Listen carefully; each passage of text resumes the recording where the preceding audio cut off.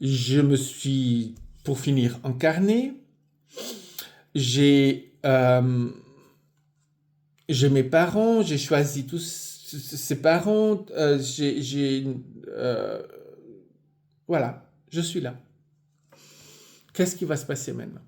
Maintenant, j'ai des choix.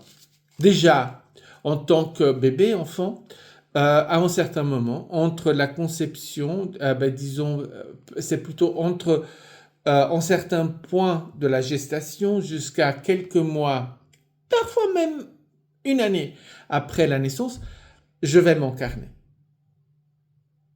L'incarnation ne se produit pas à la conception, elle ne se produit pas pendant la gestation nécessairement.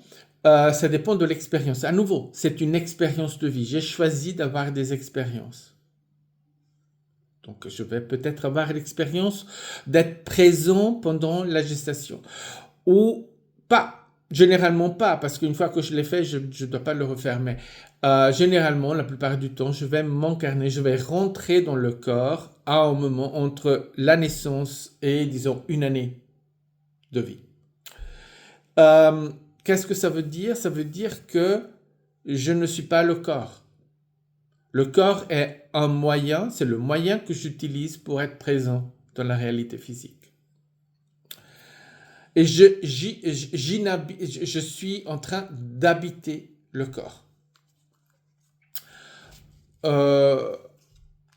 Donc, à partir de là, je commence à avoir des expériences.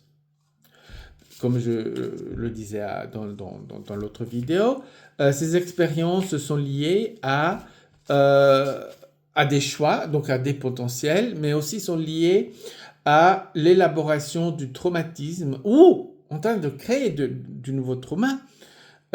Surtout en tant qu'enfant, l'enfant n'a pas encore les clés de la réalité physique. Donc, il est beaucoup plus exposé. C'est souvent le problème que l'enfant trouve. C'est que, surtout que au début de la vie, l'enfant est encore rattaché au non physique, beaucoup plus. Hein? Cet attachement n'est pas encore complètement sevré. Il est toujours là. C'est plus tard,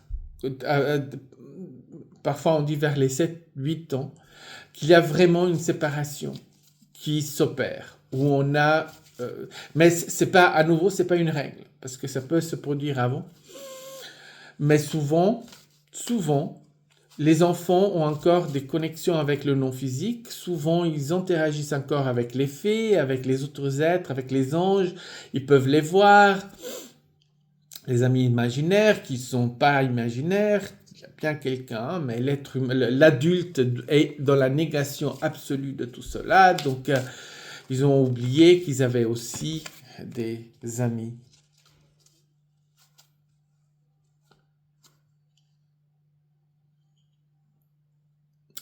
Et ils ont dû laisser aller. On doit laisser aller. À un certain moment, on doit intégrer cette réalité. Si on n'intègre pas la réalité humaine, on va souffrir. On va nous faire souffrir parce qu'il y a de la méchanceté qui se crée. Il y a tellement d'histoires, tellement de choses qui se sont passées, qu'il y a tellement de choses qui sont réglées, tellement de raisons pour lesquelles certaines choses se produisent. Nous ne savons pas, absolument pas, d'où vient cette méchanceté, cette violence. Parfois, ça vient d'autres expériences qui n'ont pas été résolues. Et que, ici, maintenant, ça fait exploser. Ça n'excuse pas. Il n'y a pas d'excuse. On ne doit pas présenter des excuses. Là, je présente une façon de voir les choses.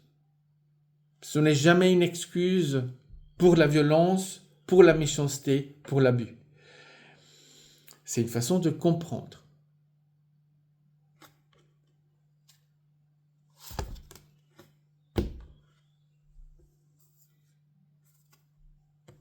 Et on va continuer dans la suite.